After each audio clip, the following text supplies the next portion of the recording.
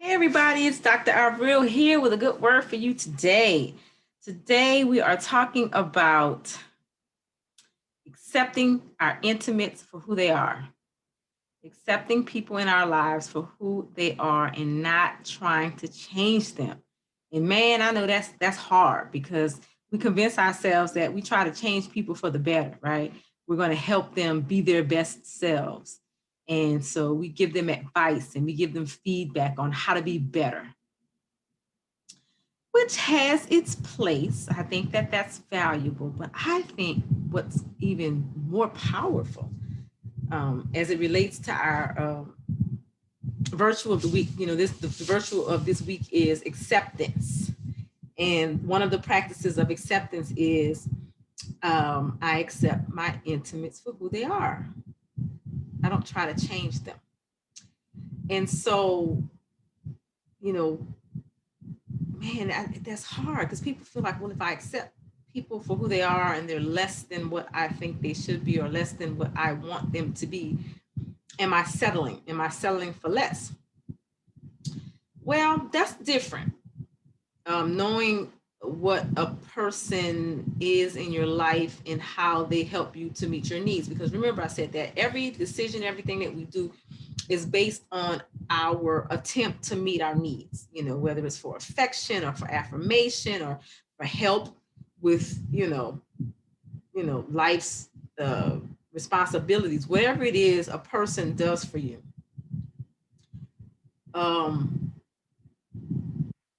If something about a person stands in the way of them filling that role, you have to make decisions about that, about whether or not, you know, uh, you have to evaluate the relationship for that.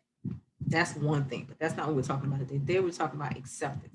We're talking about unconditional love and acceptance. We all talk about, I want unconditional love. I want unconditional love.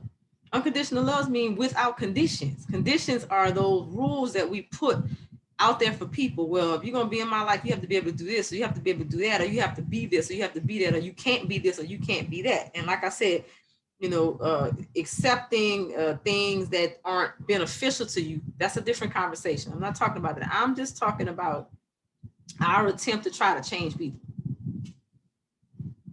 Is that a loving thing? Us trying to control people, essentially. When we try to change them, we're trying to control them. That's not loving. It's not. It's not loving, and it's not an example of unconditional love. It's conditional. When I will fully give you my love and support if you do this thing or if you don't do that thing. It's a delicate balance that you have to strike. Being able to accept someone while also holding up a mirror for them to see their best self. In my research of pedagogical caring, the idea of caring is holding up a person's ideal self. This is who you are at your best. Like, this is what I see in you. This is who I see you at your best. And then allowing them to strive for that or not. Like, that's your picture of who they are in your mind. And oftentimes, because of a relationship, people will strive to meet your ideal version of themselves. But the reality is they have to be in agreement with you that your version of their ideal self matches their own version of their ideal self. And sometimes people don't see themselves as beautiful as we see them. And sometimes when we hold up that mirror for them and say, man, this is how beautiful I see you, as this caring, giving, compassionate, patient, loving person, as this really smart and intelligent person who solves problems and who, that's who I see you to be. And then they're like, wow, I want to be that version of myself that this person sees me as. As a teacher, that's often what I did to motivate my students' best effort. I held up a mirror to them of what I saw as their as a best version of themselves, of them being successful, of them passing tests or passing their grade or getting exemplary marks on a particular assignment. Like that was always what I saw them being able to do.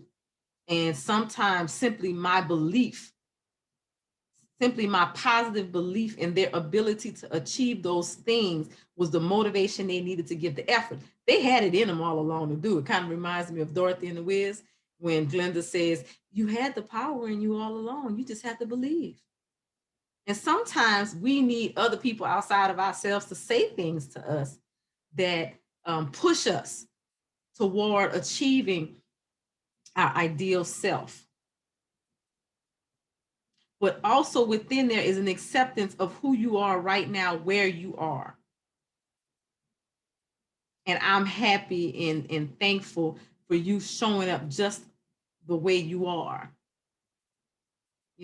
And so that's where the delicate balance comes in, being able to hold up that ideal while also saying, I love you just the way you are. Even if you don't strive toward this ideal, And sometimes there's even some risk in that, in expressing the ideal, because even sometimes in just expressing the ideal, depending on where that person is emotionally, they may see it as a lack of acceptance of them.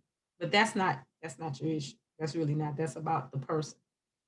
But if it is enjoyable relationship is a goal that you have, again, whether it be a friendship, whether it be a romantic relationship, whether it be a parent to child, sibling to sibling, whatever it is, don't seek to change people, because in seeking to change people, we often communicate to them that we don't accept them just as they are. And everybody wants to be accepted for just who they are, with all their quirks and things about them that they want to change and things about them that they want to grow. We all want to find someone who accepts us for just the way we are. That's that sense of belonging that's in Maslow's hierarchy of needs. We all want to feel like we belong just the way we are. We don't have to put on a mask. We don't have to pretend. We don't have to do anything. We just have to be. We just have to be.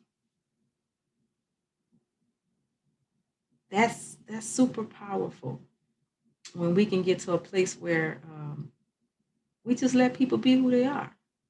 And then we make decisions about how those people show up in our lives, how we allow those people to show up in our lives based on who they are. Like, again, I'm not asking you to settle for anything less than what you think you deserve, but you still have to let people be who they are. It's because that's what we want. I have this conversation with students all the time.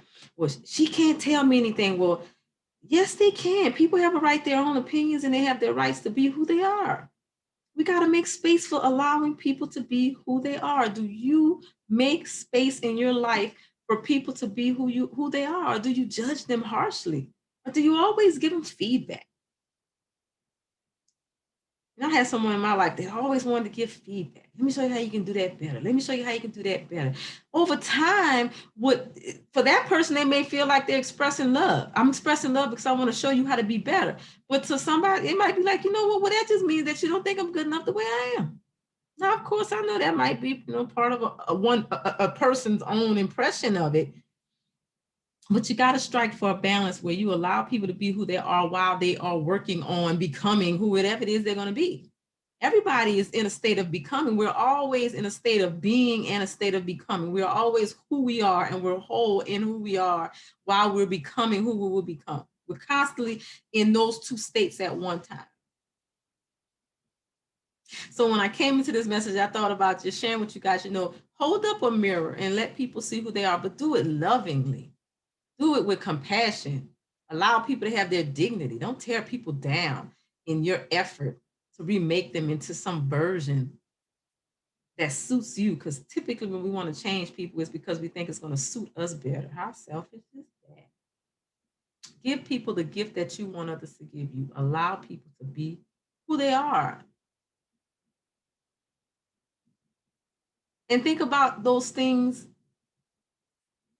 in a loving way. And think about those things as a blessing to you, that they are in your life with those things. If they came into your life with the character traits that they have, it means that there is something there for you, that you are in relation with them, that you are in their orbit. There's something there for you to learn, to enjoy, to develop in yourself.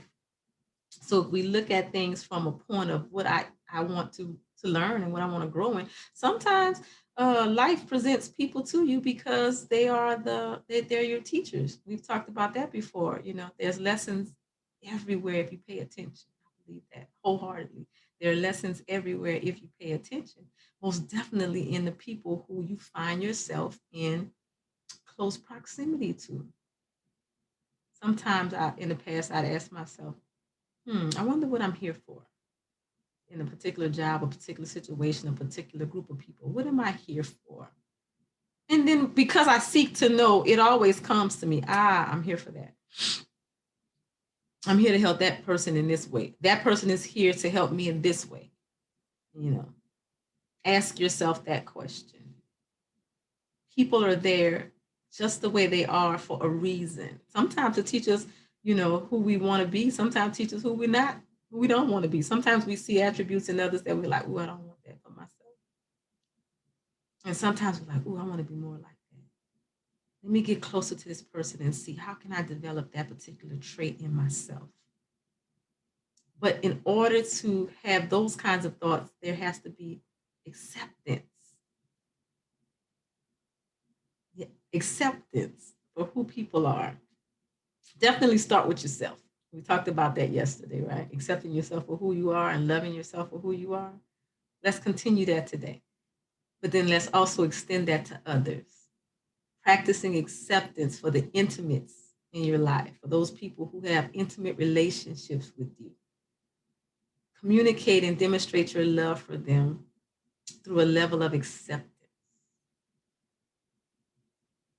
And communicate to them the thing about them that you love about them, just the way it is, without the icing and the sprinkles.